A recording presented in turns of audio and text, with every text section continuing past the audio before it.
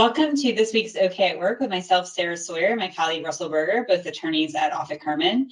And today we are talking about who owns employee content and things that they've created. So I know I've dealt with this before with clients where social media is a big part of the job, right? We're posting, pictures of things that they've done, like, whether it be an esthetician or it could be plastic surgery, like that one comes up a lot. That comes to mind initially. Hair studios and different businesses like that. Social media posting is a regular part of how they drum up their business, how they represent the employer, and it can become an issue when people leave. It can become an issue based on what people are posting. Sometimes employers want to encourage posting. So in the social media landscape where it meets employees, what are some things that business owners should be thinking about, Russell? Yeah, well, so I think the starting point is who owns the contacts or the friends or the connections. And because if you just say, hey, go blast this out on your social media, um, you know, why would you as the employer have those contacts? But you may want those contacts, especially if the person's a salesperson, they're doing a lot of connecting, they're building a network that you want to advertise or market to. So as an employer, you may want that. So the simple thing to do is to just write it in an agreement and make it clear that the contacts you add are business contacts, company contacts, firm contacts. They're not your individual contacts, and you will leave them with the company.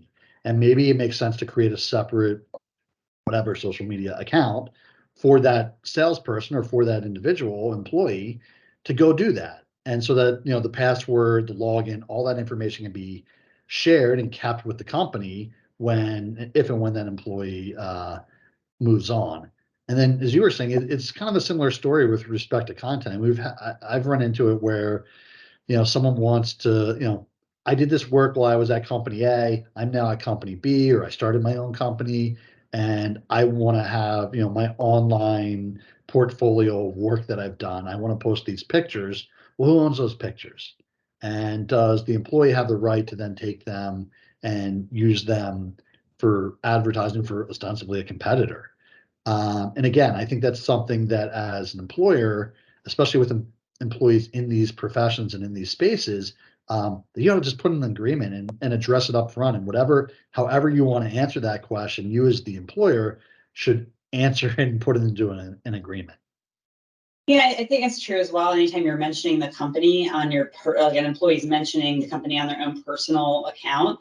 So a lot of times, we'll have agreements or policies for clients, and it's pretty straightforward because they just don't want the employee to ever mention the company at all. But sometimes it's the opposite of that. They actually are asking the employees to post about the company, to promote their posts, to tag the company, those types of things.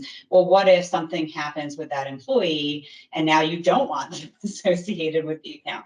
So there's a lot of different things that go into social media because it can be a little bit of a double-edged sword. Sometimes you really want these things, you want these pictures out there, you want them promoting the business.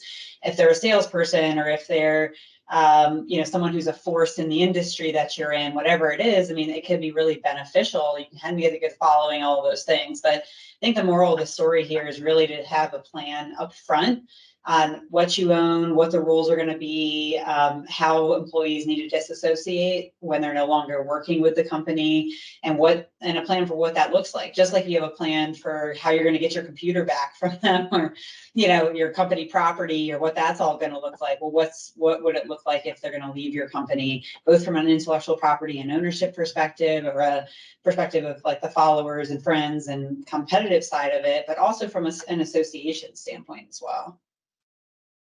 Yeah. And to kind of add to that too, I mean, our focus has kind of been a little bit different in this conversation, but it's definitely recommended for employers to have a social media policy. The NLRB, the National Labor Relations Board, has rules on kind of what you can and can't limit an employee from doing with their social media. And like everything that involves technology, those are evolving to some extent. But really important, I think, to get in front of it and put that policy in place so that employees have at least some guidance as to, what the do's and don'ts of what they can do on their social media, particularly when it links back and ties back in and can reflect upon, the business itself. Yeah, definitely good advice and important to have those things in place. Well, thanks, Russell, and we'll see you next time. Thanks, Sarah.